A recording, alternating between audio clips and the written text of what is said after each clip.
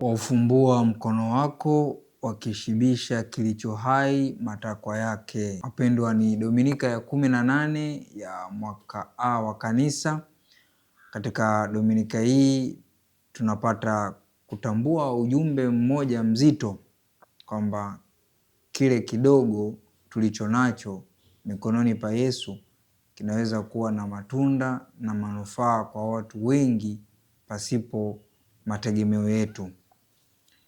Nikukaribishe katika tafakari Dominika ya 18, ambapo tunasikia simulizi maarufu la muujiza wa Yesu kuwalisha watu zaidi ya 5,000 kwa mikate 5 na samaki 2.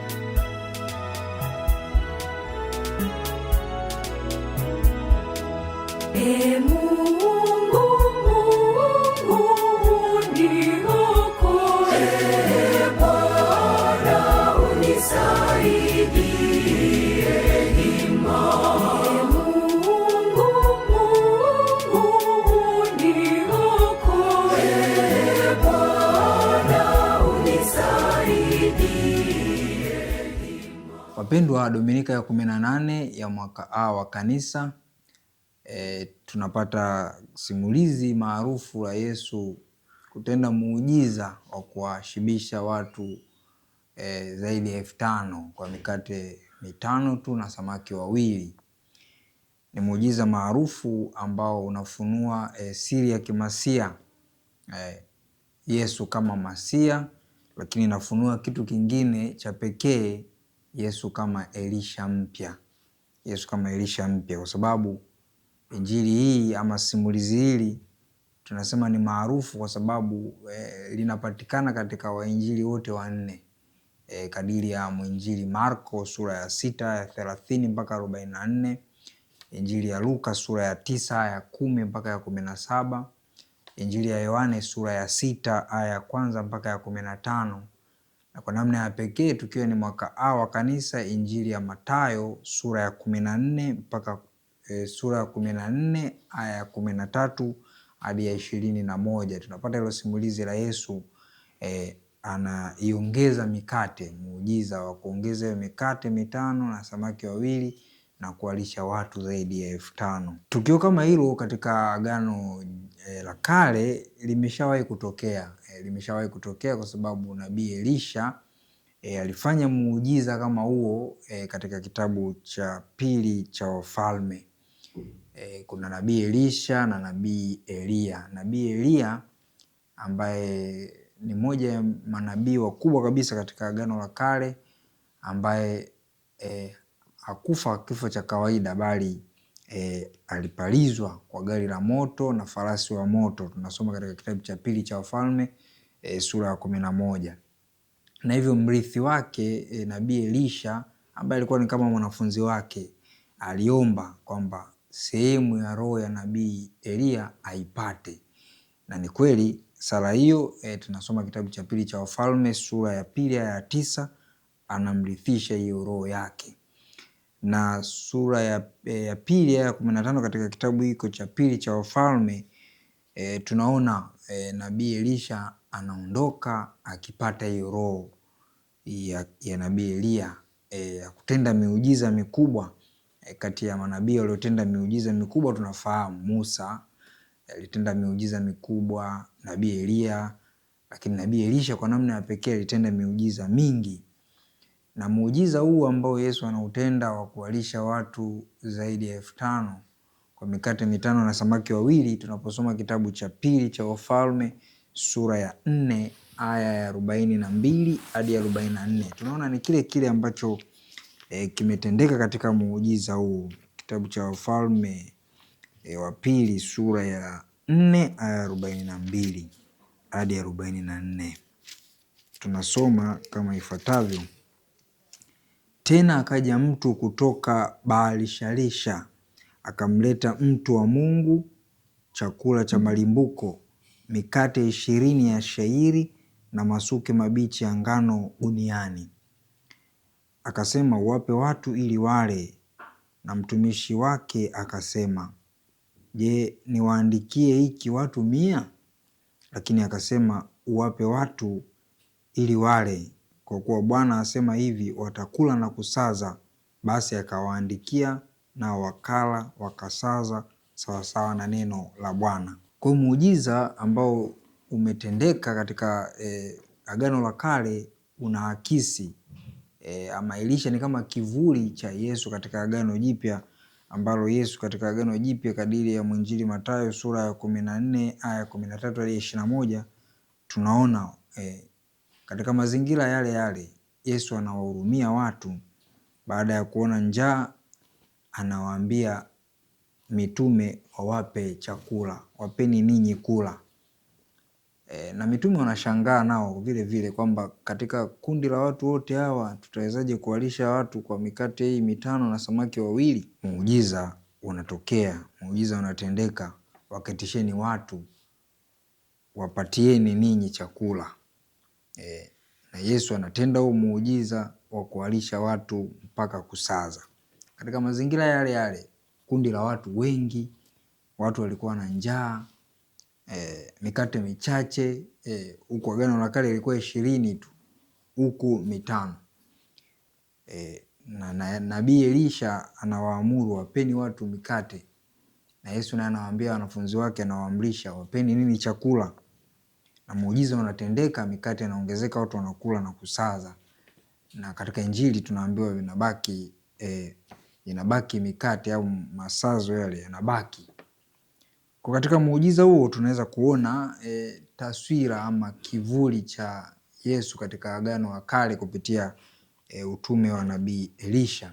Pengine kupata kujifunza kwamba moyo wa huduma na moyo wa kuwatumikia wengine na kuwahurumia, moyo huu ambao alikuwa nao nabii Elisha ndio anao Yesu katika Agano Jipya. Anawahurumia makutano, na katika kutenda huu muujiza nabii Elisha anamtegemea Mungu katika kutenda huu muujiza, lakini tofauti na Yesu anatenda muujiza kwa nguvu zake mwenyewe. Nabii Elisha ambaye alikuwa chini ya nabii Elia akijifunza namna mbalimbali na utume, anapopata huo urithi na kutenda kazi ya Mungu, ni kwamba uaminifu katika mambo madogo unatutengenezea mazingira ya kuaminishwa katika mambo makubwa, na ndio anakuja kutenda matendo makubwa kabisa katika maisha yake. Kwa hiyo tuna nabii Elia, nabii Elisha, Yesu na mitume. Nabii Elia ambaye anamrithisha nabii Elisha utume, Yesu anawarithisha mitume utume. Ni kwamba kazi ya Mungu lazima iendelee na inaendelea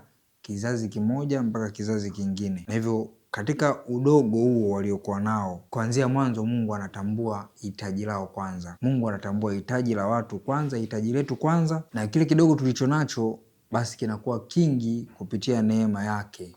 Wapeni nini chakula. Yesu anawalisha kwa muujiza huo mkubwa, na katika muujiza huo anawashirikisha wapeni nini chakula. Ni kwamba katika utume huo wao watakuwa ni vyombo vya neema ya Mungu, sio tu watazamaji, bali ni vyombo vya neema ya Mungu katika maisha na utume wa kanisa. Injili ya Mathayo sura ya 11 aya ya 14 ndicho ambacho kinaonyesha Yesu ni mkubwa kuliko manabii wote, kianzia nabii Elisha mwenyewe, lakini Yohane Mbatizaji. Ni katika muktadha ule ule kwamba nabii Elia kwa nabii Elisha, Yohane Mbatizaji kwa Yesu, lakini Yesu ni mkuu kuliko hao manabii. Ndio maana hata muujiza unaotokea katika kitabu cha pili cha Wafalme, hiyo sura ya 4 42 hadi 44, ni kwamba mikate ilikuwa 20 kwa watu 100 tu. Yesu yeye mikate 5 kwa watu zaidi ya 5,000 wanaume tu. Kwa hiyo tunaona Yesu anaenda mbali zaidi ya kile ambacho manabii wa Agano la Kale walikifanya. Na hivyo kuna kama tipolojia ama mahusiano, kuna mwendelezo, lakini pia kuna hitimisho na ukamilifu kati ya Agano Jipya na Agano la Kale. Ndicho ambacho katika somo hili la Injili linatoa taswira ya kile tunachokiita sherehe ama karamu ya kimesaya, Messianic banquet, ambayo mwanzoni katika unabii wa nabii Isaya sura ya 25 aya ya 6 unatuelezea vizuri kabisa. Nabii Isaya sura ya 25 aya ya 6 anasema, na katika mlima huu Bwana wa majeshi atawafanyia mataifa yote karamu ya vitu vinono, karamu ya divai iliyokaa juu ya urojorojo wake, karamu ya vinono vilivyojaa mafuta, karamu ya divai iliyokaa juu ya urojorojo wake iliyochujwa sana. Unabii huo katika hatua ya kwanza unatupa kielelezo ama picha ya hiyo sherehe ya Kimasaya ama karamu ya Kimasia ambayo tunaipata katika kitabu cha Nabii Isaya sura ya 55 aya ya kwanza hadi ya 3, ambao ukiangalia kwa makini ndio somo la kwanza katika Dominika hii ya 18 ambalo linasema kama ifuatavyo: haya, kila unaye kiu njooni majini, naye asiye na fedha nunueni mle. Naam, njooni nunueni divai na maziwa bila fedha na bila thamani. Kwani kutoa fedha kwa ajili ya kitu ambacho si chakula, na mapato yenu kwa kitu kisichoshibisha? Nisikilizeni kwa bidii. Katika somo hili la kwanza, Nabii Isaya anatuangazia vitu vikubwa vitatu. Jambo la kwanza ni Mungu anaita watu wote katika karamu. Anaita watu wote kuwashirikisha katika hiyo neema yake. Watu mbalimbali bila ubaguzi, bila nini. Wote tunaalikwa katika karamu hiyo ya Kimasia ambayo kwa namna ya pekee ni sakramenti za kanisa ambazo ndani yake tunapata neema ya wokovu wetu. Jambo la pili, vitu vya dunia haviwezi kushibisha ama haviwezi kukata kiu na njaa yetu, isipokuwa Mungu pekee ndiyo anaweza kukamilisha hiyo kiu na njaa yetu katika masuala ya kiroho. Kwa mambo ya kidunia hayawezi kutosheleza kiu yetu, ndio maana tunaendelea kutafuta. Hata mtu akiwa na fedha kiasi gani bado ataendelea kutafuta, akiwa na kitu mali kiasi gani bado ataendelea kutafuta. Ndio kile ambacho Mtakatifu Agustino anasema, mioyo yetu haitatulia mpaka atakapotulia kwako, Bwana. Na jambo la tatu ni kumsikiliza Mungu ili kupata huo uzima wa milele. Kusikiliza Mungu, kumsikiliza Mungu. Ni kwa jinsi gani unatega sikio lako la kiroho kumsikiliza Mungu. Na Mungu daima anatualika wote katika hiyo karamu pasipo gharama yoyote. Pasipo gharama yoyote. Tofauti na sherehe zetu ambazo tunazifanya zinahitaji michango, kuchangia sherehe ili kuweza kuratibisha fedha, vinywaji, chakula na kadhalika. Lakini yeye anatualika pasipo gharama zozote. Na ndicho ambacho kinatupa kiini kwamba kwa nini kanisa limechagua somo hili iliyo la kwanza, lina uhusiano gani na Injili. Injili, wale watu walipata ile mikate bure, hawakulipia, walikula na kusaza. Inatupa picha ya hiyo karamu ya kimbingu. Karamu ya kimbingu. Na kwa namna ya pekee katika Zaburi ya leo, Zaburi ya 145, waufumbua mkono wako akishibisha kilicho hai matakwa yake. Kuna mistari ambayo inatupa siri ambayo kwa namna ya pekee tunaweza tukasema kiliturujia inawakilisha fumbo la Ekaristi Takatifu. Macho ya watu wote ya kuelekea wewe, nawe huwapa chakula chao wakati wake. Waufumbua mkono wake wakishibisha kilicho hai matakwa yake. Kumbe tunapata connection ama mahusiano kati ya somo hili la kwanza, Zaburi na Injili, kwamba inafunua siri ya muujiza wa kushirikishana, muujiza wa kuongezeka, muujiza wa kushirikishana na muujiza wa kuongezeka, ambao muujiza wa kushirikishana na muujiza wa kuongezeka, tukimrejea baba mmoja mtakatifu, baba wa kanisa Yohane Chrysostom, katika komentari yake kuhusiana na Injili ya Mathayo, anafunua huu muujiza wa Yesu kuwalisha watu zaidi ya 5,000 kwa mikate 5 na samaki 2 kama ni muujiza wa kushirikishana. Muujiza wa kushirikishana.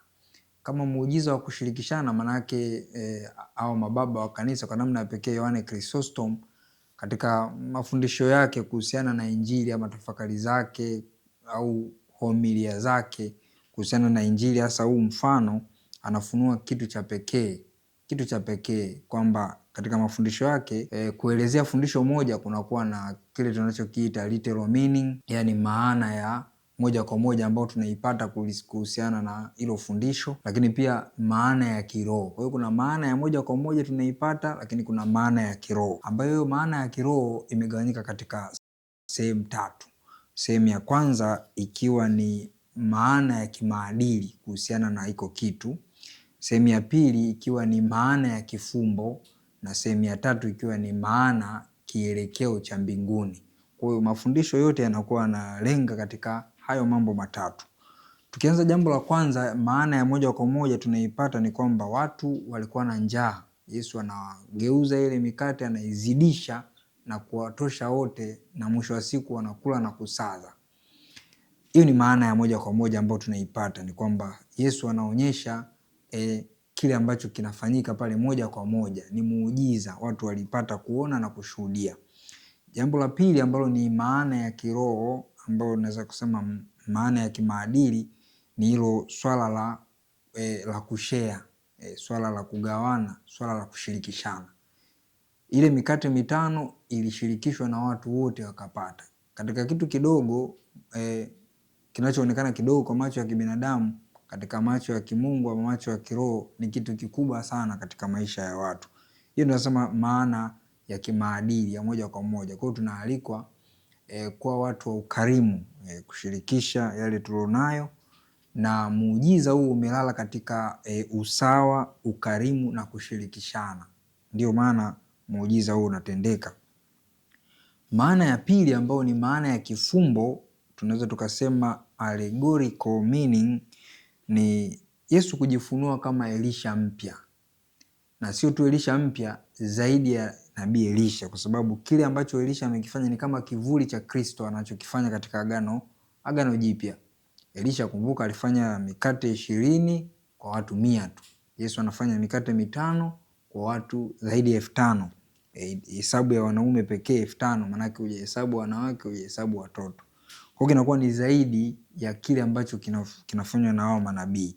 Kwa katika maana ya kifumbo inaonyesha ukuu na umungu wa Kristo katika muujiza huu.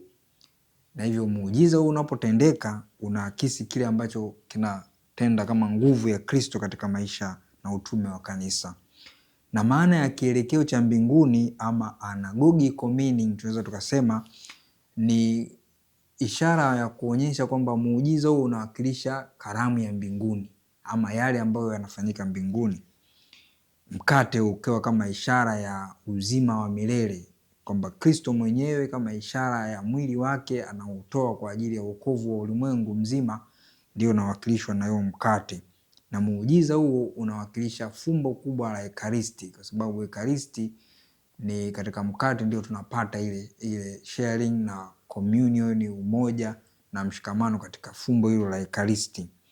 Na pia inawakilisha karamu ya milele. Kwa hiyo maana ya kielekeo cha mbinguni, anagogical meaning, inatupa hizo siri 3, kwamba mkate ni kama ishara ya uzima, muujiza huo ni kama kuelezea fumbo la Ekaristi, na karamu ya milele. Ndio maana mwinjili Yohane baadaye anasema, aulai mwili wangu na kuinywa damu yangu ukaa ndani yangu nami ukaa ndani yangu, naye atakuwa na uzima wa milele.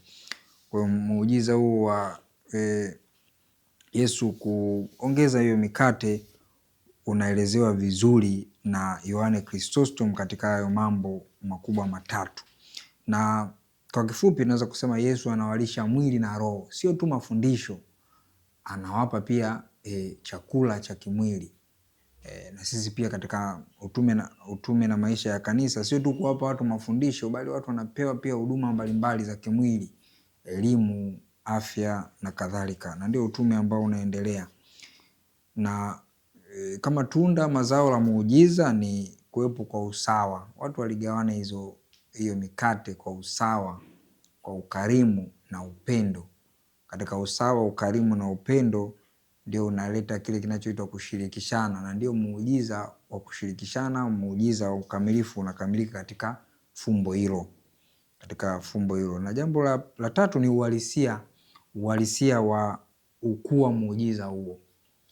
Baada ya kufanya muujiza, watu wakala wakasaza, ile mikate ilibaki, vipande vya mikate vilibaki kuonyesha nini? Kuonyesha kwamba muujiza ulifanyika kweli katika uhalisia wake. Na hivyo wale ambao hawakuwepo, pindi watakapoona yale mabaki, watambue ushuhuda wa muujiza huo kwamba ulifanyika kwa nguvu ya Mungu. Basi katika kuhitimisha hilo, tunaweza kurejea maneno yake moja kwa moja Mtakatifu Yohane Chrysostom kuelezea hilo fumbo kubwa ambalo ni muujiza wa Yesu kuongeza mikate, the mystery of multiplication. Mtakatifu Yohane Chrysostom kuhusu muujiza wa kuwalisha watu 5,000 anasema, Bwana hakutaka tu miili yao ipate chakula, bali pia roho zao zipate mafundisho fulani. Kwa kuwapa mikate na samaki tu, hakuwapa mikate na samaki tu, bali aliwapa wote chakula kile kile na kukigawa kwa usawa bila kumpendelea mtu mmoja.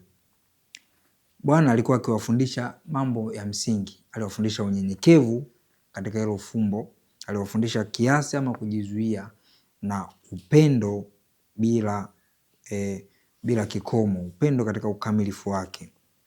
Pia alikuwa akiwafundisha kuwa na moyo mmoja wao kwa wao, kuona mali walizonazo ni kwa manufaa ya wote na si kwa faida ya mtu binafsi. Mikate 5 aliyovunja na kuwapa wanafunzi nayo ikaongezeka mikononi mwao. Hata hivyo hakukomea hapo katika muujiza wake, bali alifanya izidi hata baada ya wote kushiba. Kilichobaki hakikuwa mikate mizima, bali vipande vilivyosazwa, ili kuonyesha kwamba hiyo vilikuwa ni mabaki ya mikate ile ile, na hata hivyo hakukuwepo wale ambao hawakuwepo waweze kutambua kwamba muujiza huo ulikuwa na ukubwa kiasi gani na ulitendeka kwa namna gani. Mpendwa mtazamaji na mfuatiliaji wa Lux Fidei Mwanga wa Imani, katika Dominika hii ya 18 tunajifunza mambo mengi, lakini kile kidogo tulichonacho tukikishirikisha kwa usawa, upendo, ukarimu, kina manufaa makubwa kwa watu wengi. Tumwombe Mungu katika Dominika hii atujalie moyo wa ukarimu, upendo na kushirikisha yale tulionayo kwa ajili ya manufaa ya watu wengi zaidi kuliko kujiangalia sisi wenyewe. Nikutakie Dominika njema ya 18 na Mungu akubariki. Mimi ni Padre Benjamin Maganga Bundala na hii ni Lux Fidei Mwanga wa Imani.